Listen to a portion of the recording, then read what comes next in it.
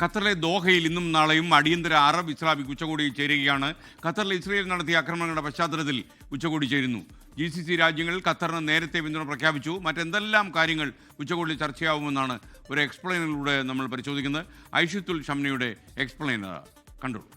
Qatar അമീർ Sheikh Tamim bin Ahmed അൽ താനിയുടെ നേതൃത്വത്തിലാണ് ഉച്ചകോടി ചേരുന്നത്.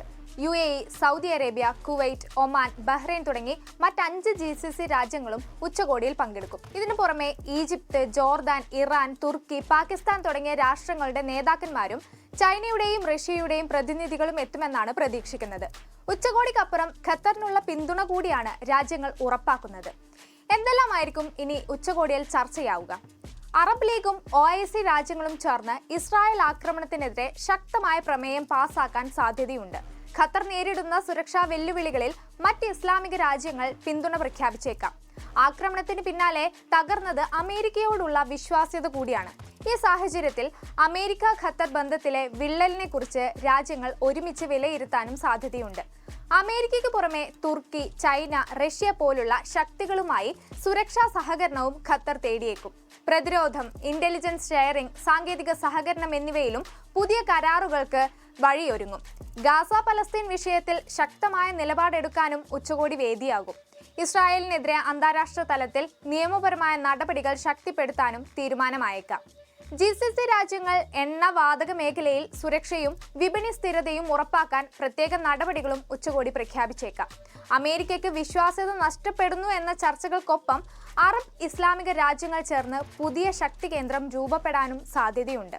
സ്വന്തം മണ്ണിലെ കടന്നുകയറ്റത്തിൽ ഖത്തർ തിരിച്ചടിക്കുമോ ഇല്ലയോ എന്നാണ് ലോകം ഉറ്റുനോക്കുന്നത്. നിലവിലെ സാഹചര്യത്തിൽ ഖത്തർ തിരിച്ചടിക്കാനുള്ള സാധ്യത വളരെ കുറവാണെന്നാണ് വിലയിരുത്തൽ. കാരണം ഖത്തറിന് ശക്തമായ പ്രതിരോധ സംവിധാനം ഉണ്ടെങ്കിലും നേരിട്ടുള്ള സൈനിക ആക്രമണം നടത്താനുള്ള ശേഷി ഇസ്രായേലിനോട് താരതമ്യപ്പെടുത്തുമ്പോൾ വളരെ കുറവാണ്.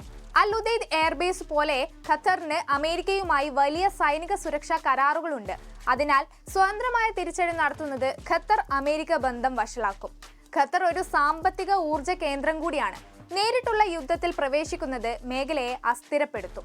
നിലവിൽ സംഘർഷം നിലനിൽക്കുന്ന മറ്റ് രാജ്യങ്ങൾക്കിടയിൽ മധ്യസ്ഥത വഹിക്കുന്ന ഒരു രാജ്യം കൂടിയാണ് ഖത്തർ. അതുകൊണ്ട് തന്നെ അത്തരം ഒരു രാജ്യം നേരിട്ട് ഒരു യുദ്ധത്തിലേക്ക് കടക്കാനുള്ള സാധ്യത വളരെ കുറവാണ്. ഇക്കാരണങ്ങൾ കൊണ്ടെല്ലാം തിരിച്ചടിക്ക് പകരം അറബ് ലീഗ്, OIC, UN എന്നിവ വഴി ഖത്തർ ഇസ്രായേലിനെതിരെ നടപടികൾ ആവശ്യപ്പെടുകയോ ചൈന, തുർക്കി, റഷ്യ പോലുള്ള രാജ്യങ്ങളുടെ പിന്തുണ തേടി ഡിപ്ലോമാറ്റിക് പ്രതികരണം ശക്തമാക്കുകയോ ഇസ്രായേലിനെതിരെ സാമ്പത്തിക രാഷ്ട്രീയ സമ്മർദ്ദം ചെലുത്തുകയോ ചെയ്യാനാണ് സാധ്യത. Thank you Aishathul Shamna.